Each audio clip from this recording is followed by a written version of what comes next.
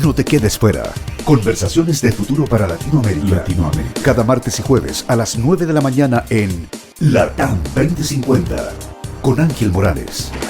Somos divoxradio.com.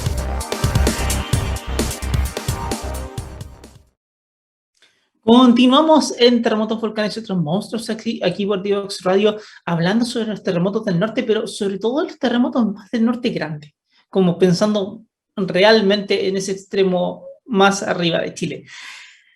Un extremo, por cierto, que también sigue siendo Chile, gente. No olvidemos que Chile, en efecto, comienza muy al norte, pero parecía ser que muchas veces lo que pasa ya pasa segundo, tercer, cuarto plano, a menos, por supuesto, que hay algún interés político entre medio para poder hacer que eso sea noticia durante unos cuantos días. Lamentablemente, Chile sigue siendo un país extremadamente centralista y eso hace que muchas veces el tratamiento de las noticias no sea el que corresponde y que hace que no podamos tener una idea real acerca de muchas veces qué pasa ahí. Y eso hace que también la gente se sienta, por supuesto, completamente desplazada por todo lo que es un país que muchas veces es extremadamente santiagocentrista. Es terrible. Pero si vamos a lo que nosotros estamos hablando, nuestra historia, claro, comienza en 1868, comienza en 1877, sobre todo en ese último terremoto, porque lo que se tiene ahí es un gran terremoto que originalmente se planteó que tenía magnitud del orden de 8.8.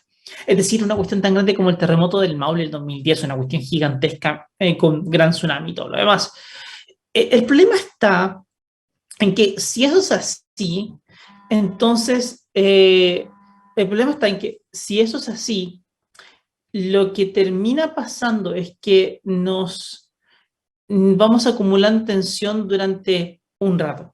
Es decir, si la última vez que se liberó una gran cantidad de tensión fue en el año 1877 en la zona del norte de Chile, entonces significa que desde ahí, al menos desde ahí, estás acumulando tensión y que ya si nos ponemos en 1990, por ejemplo, 1997, si quieres ponerte ahí, llevas 120 años en los cuales sigues acumulando tensión y acumulando tensión, lo cual te arma lo que se llama una laguna sísmica bastante madura, es decir, un espacio donde se puede generar un gran terremoto de magnitud, por supuesto, mayor a 8, 8.5, tranquilamente podría generarse de repente algo ahí 8.4, por ejemplo. Eh, es algo que se puede dar y que podría tener un gran tsunami, y eso hizo que muchas personas comenzaran a preguntarse, muchos científicos empezaran a preguntarse cómo exactamente iba a funcionar esto, es decir, qué es lo que nos podíamos encontrar en el futuro sobre este tema en particular. Y ahí es donde hubo un esfuerzo grande y sigue habiendo un esfuerzo grande para poder instrumentalizar bien la parte norte de Chile. Porque ahí entonces podemos tener una idea de cuánto se están moviendo las placas, de cómo se está acumulando tensión y cuáles pueden ser los escenarios futuros. Y como que de alguna forma u otra, si hay un lugar en el mundo en el cual quieres entender bien y tener un buen laboratorio como para entender cómo se desencadena un gran terremoto, el norte de Chile era la zona. Justamente, era la zona. No había ocurrido un terremoto grande ahí en muchísimo tiempo y por tanto es la zona donde tenía que estar. Por ahí vino un terremoto en 1996, si mal no recuerdo, cerca de Antofagasta, que no fue particularmente grande, pero sí, y por tanto cuando ocurrió mucha gente decía, ¿este es el gran terremoto? No, no lo era, no era un gran terremoto. Ocurrió un terremoto en Tocopilla el año 2007 y tampoco era un gran terremoto.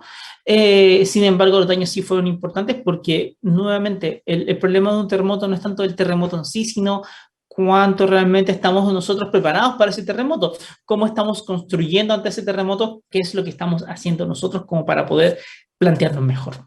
Esa es la cuestión fundamental.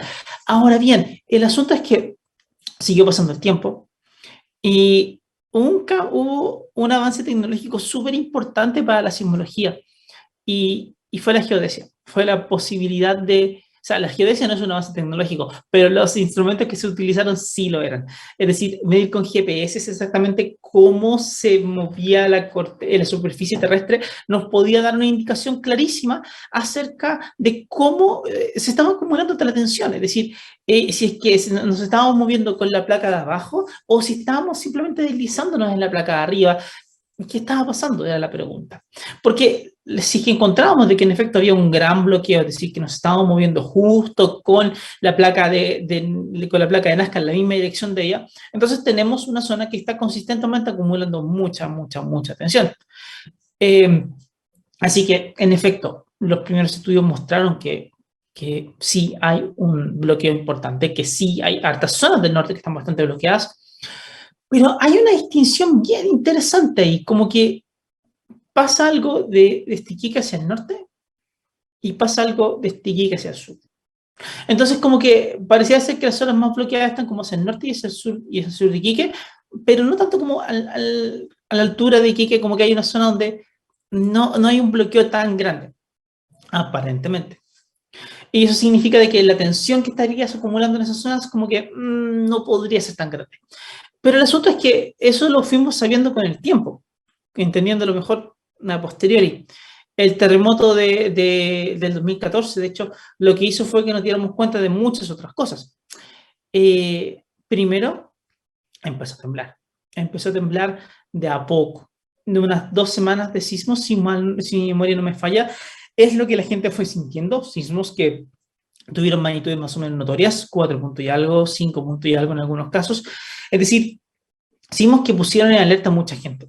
No olvidemos de que incluso después del terremoto del Maule del 2010, hubo una promesa por parte del gobierno de la época de Sebastián Piñera de comprar muchas estaciones y poder instalarlas en todos lados. Eran 600 sismómetros y fue todo un tema que se compraban 600 sismómetros para poder instalarlos en todos los lugares.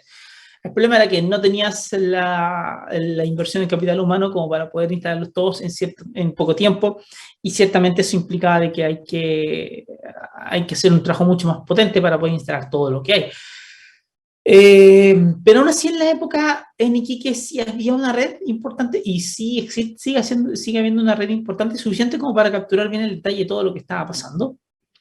Y una de las cuestiones que a posteriori la gente se dio cuenta, era que lo que estaba ocurriendo en esas 2 semanas previas al terremoto del 2014, era que las placas de a poco se estaban deslizando. Es decir, imagínate que tienes 2 zonas que están completamente bloqueadas, una se quiere mover respecto a la otra, pero no lo consigue, y por tanto como que están pegadas en el contacto y luego están esperando que se pueda liberar la tensión. Bueno, lo que ocurre es que una parte de eso como que empezó lentamente a liberarse tensión, pero sin generar un terremoto sensible, sin generar un desplazamiento, sin generar ondas que la gente pudiera sentir como un terremoto. Entonces, cuando eso fue pasando, la gente lo que fue ocurriendo es que ese pequeño terremoto lento que fue dándose durante esas semanas fue deformando la corteza.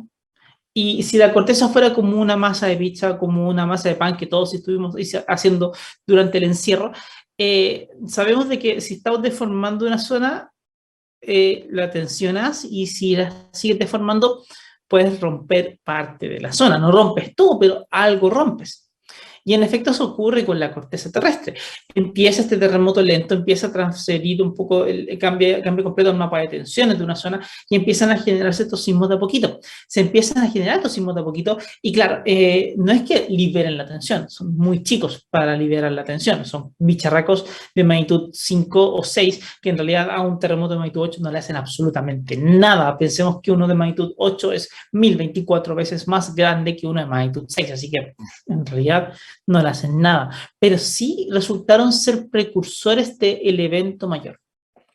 Y el evento mayor se da en abril del 2014 y tiene magnitud 8.1. Magnitud 8.1 y más aún ocurre en unas, y libera parte de la tensión, pero en una zona relativamente profunda de la subducción. La subducción es algo en tres dimensiones, entonces como que una placa se está metiendo debajo de la otra, y cuando se libera la tensión, no se libera siempre en todos lados, porque si se liberara en todos lados, cada vez que tuviéramos un terremoto grande tendríamos tsunamis, y no siempre tenemos tsunamis. A veces se libera la tensión en las zonas más profundas. Y eso es un poco lo que pasó en el terremoto de Iquique también, de que la liberación de tensión ocurrió en una de las zonas más profundas de la subducción.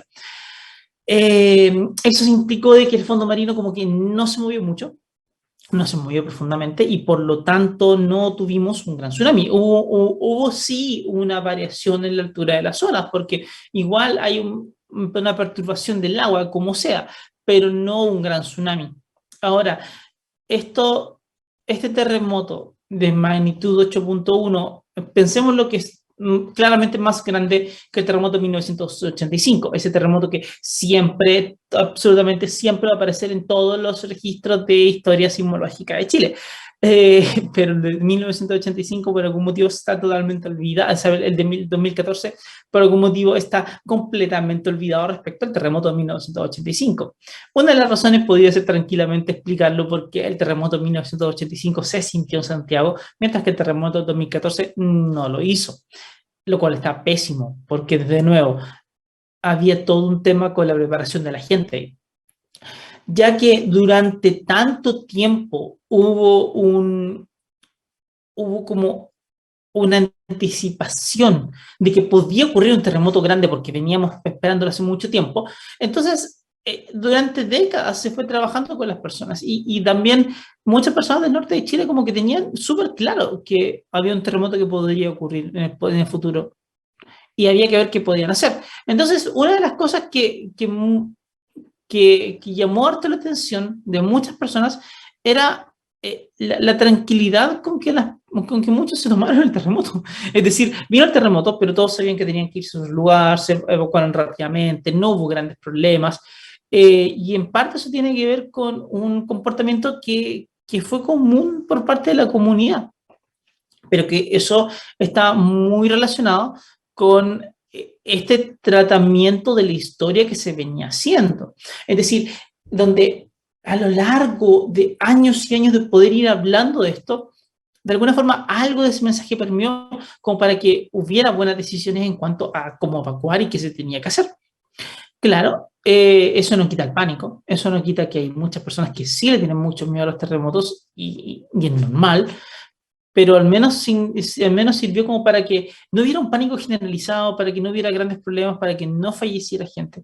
Es decir, hubo un trabajo muy importante y muy, muy bueno en ese sentido. No hubo un gran desastre en el terremoto del 2014. Pero el terremoto del 2014 sí nos va contando, pero por otro lado el terremoto del 2014 nos cuenta muchas otras cosas. Cuando se da el terremoto, después de un terremoto tú esperas tener réplicas, todos lo sabemos, todos hemos sentido réplicas en nuestro, si hemos tenido un gran terremoto, sabemos que hay réplicas. Incluso, ni siquiera con los grandes terremotos, un terremoto mediano de magnitud, no sé, 6 y algo, o incluso uno de magnitud 7, también tiene réplicas. El tema está en que, ya que los terremotos, y sobre todo lo vemos muy bien con los grandes, ya que los terremotos lo que te hacen es como romper parte del contacto entre las placas. Entonces, al ir rompiendo parte del contacto entre las placas, liberas esa tensión. Pero la liberas en una zona. Es decir, como que esas son las zonas donde las placas se movilizan. Y eso implica de que después las placas se tienen que reacomodar y los sismos ocurren cada vez de que las placas como que se deslizan un poquito entre sí, se reacomodan y rompen nuevas partes, pero como que todo se rompe en torno a la zona de ruptura original. Es decir, muchas de las réplicas, si no la gran mayoría de las réplicas o prácticamente todas, caen dentro de la zona de ruptura o al menos en una zona relativamente cercana a la zona de ruptura. Sin embargo, el terremoto de 2014, que fue de magnitud 8.1, luego tuvo una réplica de magnitud 7.7, bastante grande, que no cayó en la zona de ruptura, sino que se dio al sureste de la zona de ruptura. Casi como un terremoto nuevo. O quizás como que el efecto del terremoto grande cambió la tensión de la zona y gatilló un terremoto, no, un terremoto distinto un poco más al sureste? Puede ser, pero por la cercanía podemos considerarlo como una especie de réplica de alguna manera. Es como parte de la secuencia en realidad, pero sí ocurre en una zona distinta a la zona de ruptura. Y eso nos da a entender de que eso nos pone el énfasis en que no solamente implica, tenemos que centrarnos en lo que ocurre en la zona de ruptura, sino que también qué es lo que pasa en las zonas cercanas o no tan cercanas, es decir, cómo cambia la deformación de las zonas, cómo se deforman y cómo cambia el mapa de tensiones como para que algo ocurra ahí. Así que eso es un punto importante. Y el terremoto del 2014 fue uno de estos que nos lo mostró. O sea, vamos viendo, o sea, ya no solamente tenemos un terremoto lento que va ocurriendo previo a este gran terremoto, no solamente tenemos una secuencia de precursores claramente definida. Obviamente los precursores nos damos cuenta una vez que ocurre el gran terremoto, ¿verdad? Antes de eso no tenemos cómo saber, mientras estamos en la secuencia, de que estamos ante una secuencia de precursores, no lo sabemos. Pero después, a posteriori, sabemos que eso fue una secuencia de precursores y la tenemos clara. Lo podemos ver y podemos ligarlos también a la ocurrencia de este terremoto lento que venía dándose al principio. Pero aparte vemos un sismo que se da como fuera de la zona de ruptura que nos llama mucho la atención porque aparte es muy grande. Es súper grande, ¿no? Normalmente en un gran terremoto como que esperas que las réplicas no sean tan potentes. Es decir, muchas veces si tienes un terremoto de magnitud 8, quizás la réplica más grande va a tener como magnitud 7, 6.9 o 7.1, va a estar como en ese rango. Pero cuando tienes un 8.1 y te da una réplica de 7.7, es grande, es más grande de lo que normalmente ocurre. Entonces llama la atención.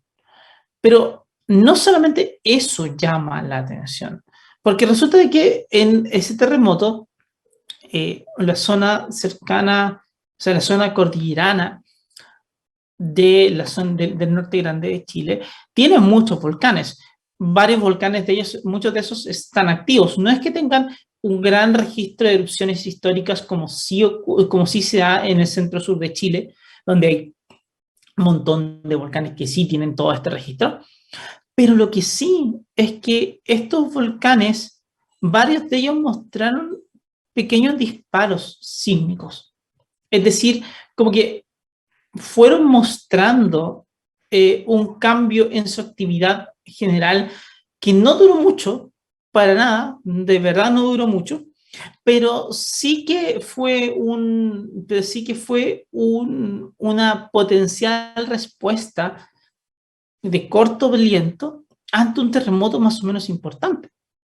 Y estos volcanes y el cómo esto ocurrió es algo que todavía estamos estudiando, porque en realidad, aunque hayan pasado ya casi, aunque ya vayamos más cerca de los 10 años que de los 5 de ese terremoto, todavía hay muchas preguntas que nos tenemos que hacer, sobre todo en cómo es la conexión entre las ondas que genera ese terremoto con lo que pasó con esos volcanes. Es decir, hay preguntas importantes todavía que hacerse.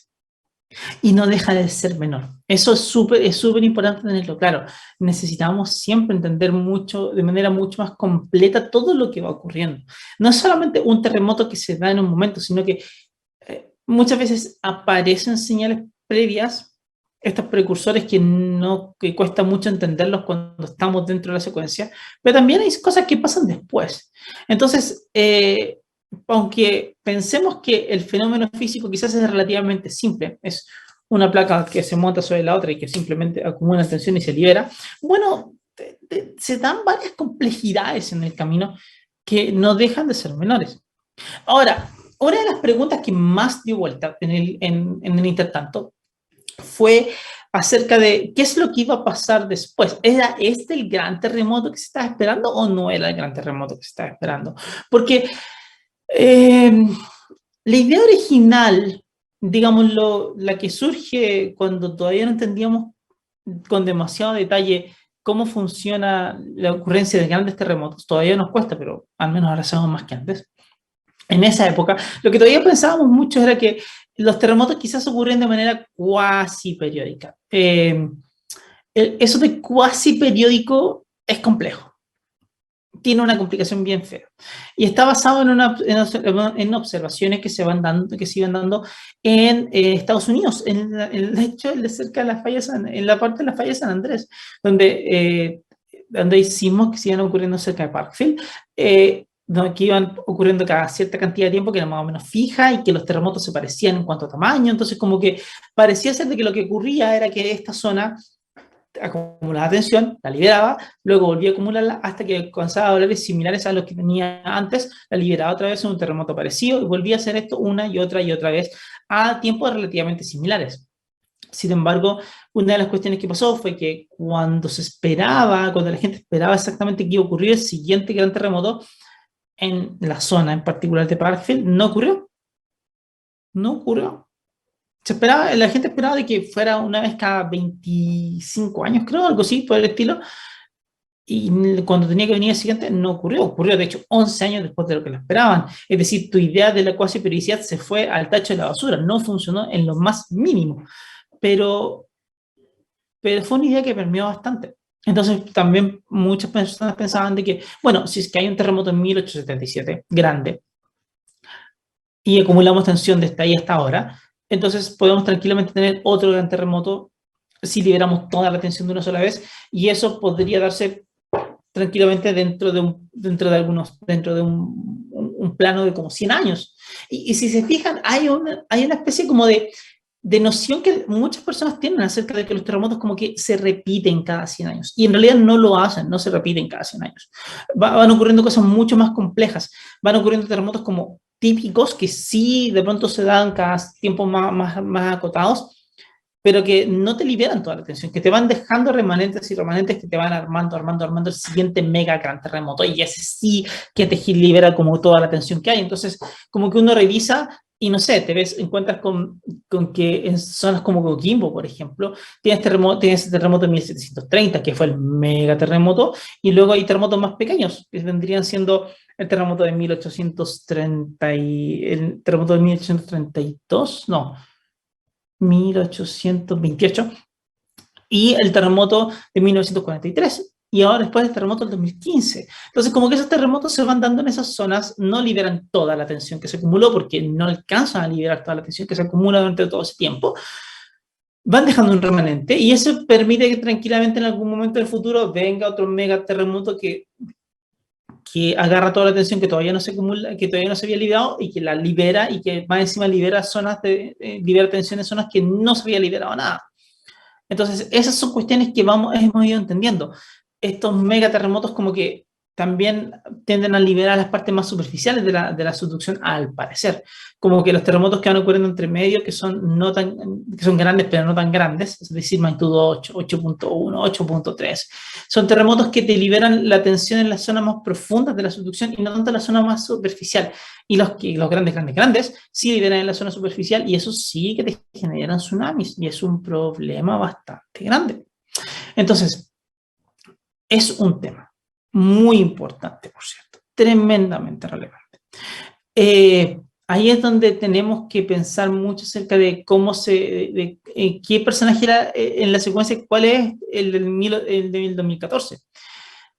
Y claro, lo primero que la gente supo era que en realidad el terremoto de 2014 no era el gran terremoto que todos estaban esperando, no lo era, pero la pregunta era cuál es el terremoto que todavía la gente puede estar esperando, porque se veía que, claro, terremoto del 2014 como que ocurre en una zona relativamente pequeña, son 200 kilómetros de norte a sur más o menos, es grande, pero no es tan grande, y la cuestión es que al norte de Iquique hacia el norte todavía hay una zona que lleva mucho tiempo sin un gran terremoto, de el sur de Iquique hasta Antofagasta también hay otra zona que hace mucho tiempo que no genera un gran terremoto. La pregunta es, ¿el siguiente gran terremoto va a ocurrir como en una zona aislada, solamente lo de arriba del norte, o solamente lo que está más abajo en el sur, o puede que haya un terremoto que agarre todo? Esas son las preguntas importantes.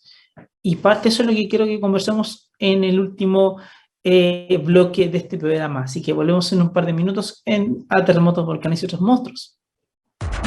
Te invitamos a conocer el destacado rol central de la educación técnica profesional en Chile, sus innovaciones, desarrollos y el importante impacto que genera en las personas y los territorios. Cada jueves, 17 horas, junto a Elizabeth Zapata, solo en divoxradio.com.